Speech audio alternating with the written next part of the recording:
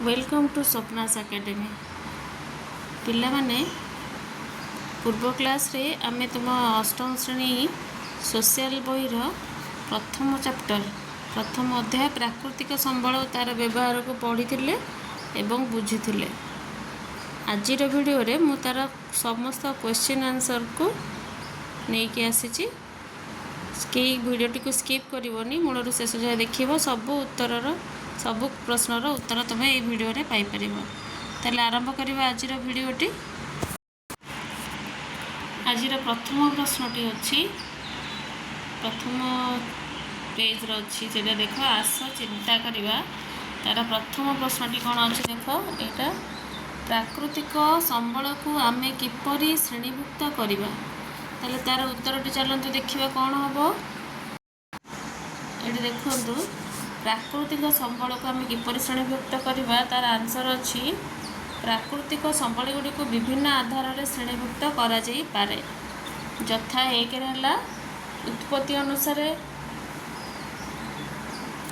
दुई भरण बा व्यवहार अनुसार तीन बंटन अनुसार चार विकास और व्यवहार अनुसार ताले उत्पत्ति अनुसार आम किपरि श्रेणीभुक्त कर जो उत्पत्ति अनुसार कौन अच्छे जैव संबल एवं अजैव संबल जमी उदाहरण मुझे लिखिदी जैव संबल उदाहरण अच्छी प्राणी और उद्भिद तक जीवन जेहेतु से जैव संबल कहुच्छे अजैव संबल जार जीवन ना उदाहरण अच्छे धातु पत्थर और पवन सेमती दुई अच्छी भरणा बा व्यवहार अनुसार कौन नवीकरण योग्य संबल नवीकरण अयोग्य संबल ताकू आउ कौन कहुए अक्षय संबल और क्षयशील संबल सेटा मु काली तुमको पढ़ाइला बेले भलसे बुझेइथिली जदि भी देखिन पूर्व वीडियो को जाए देखिने थरे नवीकरण योग्य संबल उदाहरण देइथिली सौर शक्ति पवन शक्ति और नवीकरण अयोग्य संबल उदाहरण अच्छे कोयला पेट्रोलियम सेमती बंटन अनुसार संबल को केमती भाग कराई माने श्रेणीभुक्त केमती कराई सर्वव्यापी संबल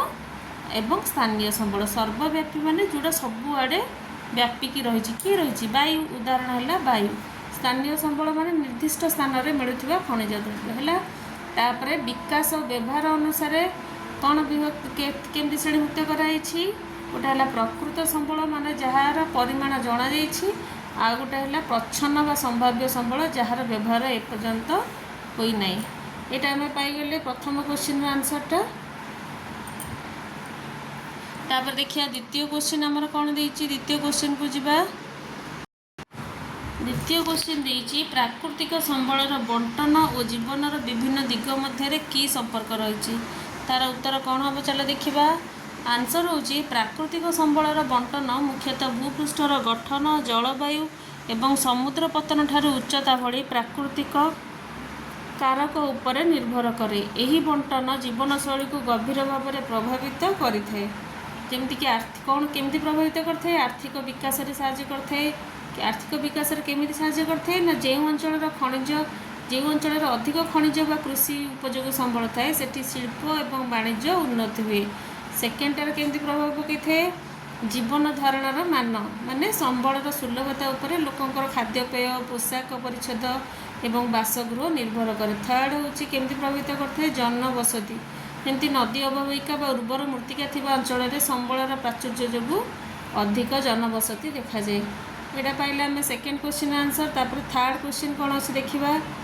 थर्ड क्वेश्चन अच्छी प्राकृतिक संबलर अपव्यवहार और मात्राधिक व्यवहार प्रभाव कौन माने प्राकृतिक संबल गुड़ी जदि आम माने अननेसेसरी अधिक व्यवहार करवा तार प्रभाव आम उपर कौन पड़ो ताले चलो देखिए तार आंसर कौन हम प्राकृतिक संबलर अଯଥା व्यवहार और अत्यधिक शोषण द्वारा निम्नलिखित कुप्रभाव देखा जाए कौन कुप्रभाव फास्ट कुप्रभाव होची संबलर अभाव देखा जाए माने भविष्यत वंशधर कोयला पेट्रोलियम भली अणनवीकरण योग्य संबल शेष हो आशंका थाए सेकेंड गला फास्ट गला सेकेंडटा कौन अच्छी परिवेश प्रदूषण हुए केमिति ना जंगल क्षय खनि खनन होगा द्वारा वायु जल मृत्तिका सब प्रदूषित हुए थर्ड कौन प्रभाव पड़े जलवायु परिवर्तन जलवायु केमी परिवर्तन हुए अत्यधिक जैविक इंधन व्यवहार जो विश्व तापायन बा ग्लोबल वार्मिंग जोटा कहे सेटा बढ़ुची तापर फोर्थ पॉइंट कौन अच्छे देखा कौन प्रभाव पड़े जैव विविधता नष्ट हुए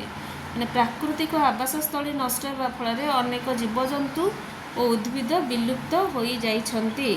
ଏବେ ଆମେ ଦେଇଥିବା 3ଟା क्वेश्चन आंसर पाइगले। तापर देखिए कौन क्वेश्चन अच्छी देख प्रथम अध्यायर ये जो क्वेश्चन देती 3टा ये क्वेश्चन आंसर आम डिस्कसन करदे तुम मैंने वीडियो को स्किप करके क्वेश्चन आंसर देखिपर नहीं तो कॉपी भी लिखिपर है। नेक्स्ट जी क्वेश्चन को एगुड़ा सब आम पढ़ी देचे पूर्व माने वीडियो रे पढ़ी बुझीदेचे तापरे सब आस अनुसंधान करवा आ कौन अच्छे आउ कौन क्वेश्चन अच्छे देखा पिले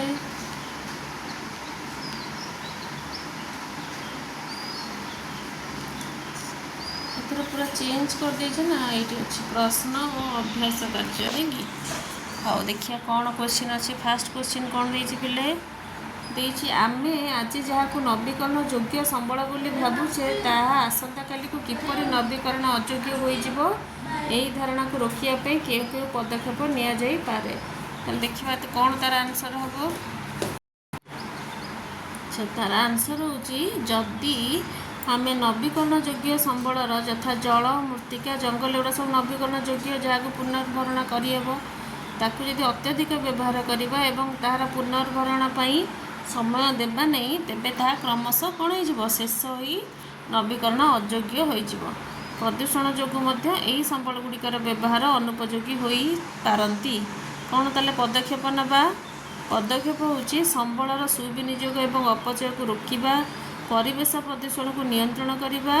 3 रोचे तृतीय पदक्षेप कौन व्यापक वृक्षरोपण करवा बुझीगला।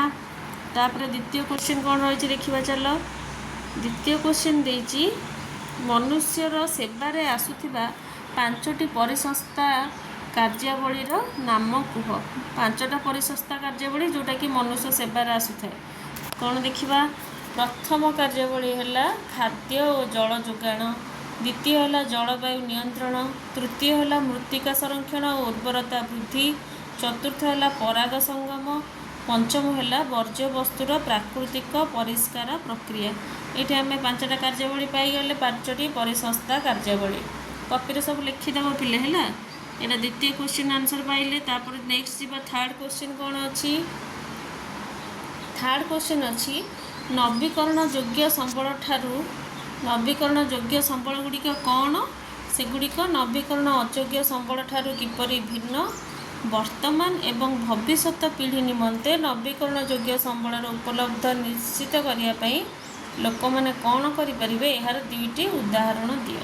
तो फास्ट देची कौन नवीकरण योग्य संबल गुड़िक कौन तुमको यहाँ मुझे पढ़ाला बेले भी बुझे नोट्स लिखी आउ थे देख जो संबल गुड़िकर व्यवहार पर प्राकृतिक प्रक्रिया पुणी भरणा हो पारे ताकू नवीकरण योग्य संबल कहुए उदाहरण सौरशक्ति और वायु है। तापर देची सेकेंड क्वेश्चन कौन सेगुड़िक नवीकरण अयोग्य संबल ठारू केमिति भिन्न माने नवीकरण योग्य संबल गुड़ाक नवीकरण अयोग्य संबल ठारू केमिति अलगा। ताले देखिबा कौन अलगा कौन पार्थक्य देखिबा नवीकरण योग्य संबल शेष हुए नहीं किंतु नवीकरण अयोग्य संबल थरे व्यवहार कले सरी जाए जमीती कि कोयला पेट्रोलियम एगुड़ा सब है थरे व्यवहार कले सरी जाए। यहाँ मु भूल लिखिदे थरे नुहे ये भूल लिखिदे है नवीकरण अयोग्य संबल व्यवहार हेले धीरे धीरे सरी जाए। उदाहरण है वर्षा जल संरक्षण करने 2टा जो पदक्षेप आ गोटे है कौन जलवायु बा सौर शक्तिर अधिक व्यवहार करने 2टा उदाहरण है। कहार उदाहरण ये जो देची कौन देची वर्तमान एवं भविष्यत पीढ़ी निमंते नवीकरण योग्य संबल को उपलब्ध निश्चित करने लोक मैंने कौन करें ये जो कौन करें तार 2टा उदाहरण कौन कौन करें ना वर्षा जल को संरक्षण करने आ गोटे है जल विद्युत व सौरशक्तिर अधिक व्यवहार करवा बुझीगला।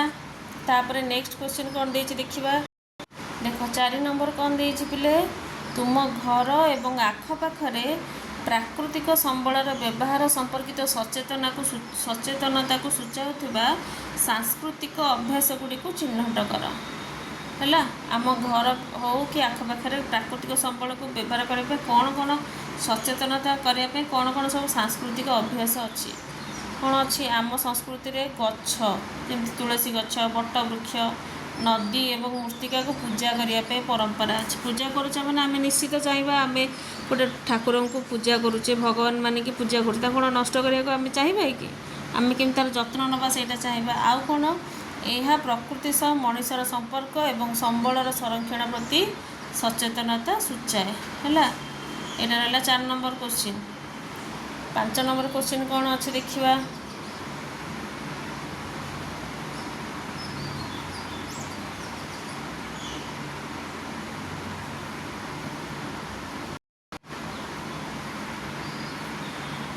ପାଞ୍ଚ ନମ୍ବର କ୍ୱେଶ୍ଚିନ୍ ଦେଇଛି ଆମର ଆବଶ୍ୟକ ସାମଗ୍ରୀ ଉତ୍ପାଦନ ସମୟରେ କେଉଁ କେଉଁ ବିଷୟ ଗୁଡ଼ିକ ପ୍ରତି ଧ୍ୟାନ ଦେବା ଆବଶ୍ୟକ।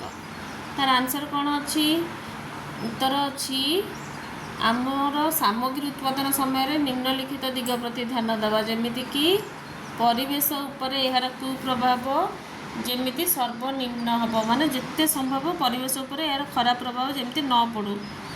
ସେକେଣ୍ଡ ଅଛି ପାରମ୍ପରିକ ଓ ନବୀକରଣ ଯୋଗ୍ୟ ସମ୍ବଳର ବ୍ୟବହାର କରିବା। ନବୀକରଣ ଯୋଗ୍ୟ ସମ୍ବଳର ବ୍ୟବହାର କଲେ କ'ଣ ହେବ? ସେ ପୁଣି ଭରଣା ହୋଇଯିବ ହେଲା।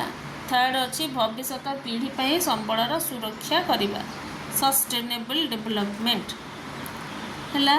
ତାହେଲେ ଏଇଟା 5 ନମ୍ବର ଆନ୍ସର୍ ଅଛି। ତାପରେ ଦେଖିବା 6 ନମ୍ବର ଆଉ କ'ଣ କ୍ୱେଶ୍ଚିନ୍ ଅଛି, କ'ଣ ଆନ୍ସର୍ ଅଛି ଦେଖିବା।